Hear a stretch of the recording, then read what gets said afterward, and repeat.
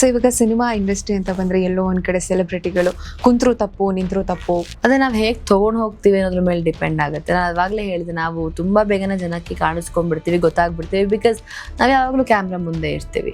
But ನಾವ್ ಅದನ್ನ ಹೇಗ್ ರಿಸೀವ್ ಮಾಡ್ಕೊಳ್ತೀವಿ ಅನ್ನೋದನ್ನ ಇಂಪಾರ್ಟೆಂಟ್ ಆಗುತ್ತೆ.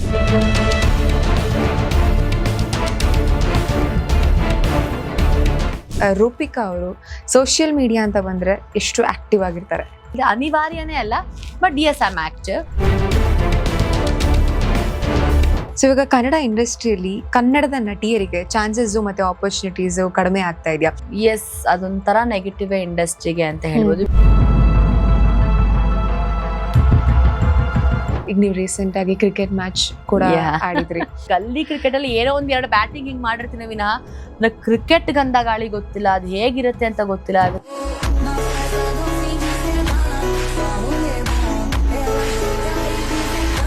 ತಾರಮ್ಮ ನನಗೆ ಕಾಲ್ ಮಾಡ್ಬಿಟ್ಟು ನೀನ್ ಡ್ಯಾನ್ಸ್ ಪರ್ಫಾರ್ಮೆನ್ಸ್ ಮಾಡ್ಬೇಕು ಅಂತ. ತಾರಮ್ಮ ಹೇಗೆ ಅಂತಂದ್ರೆ ಇಂಡಸ್ಟ್ರಿ ತಾಯಿ ಅಂತ ಹೇಳಿದ್ರೆ ತಪ್ಪಾಗಲ್ಲ.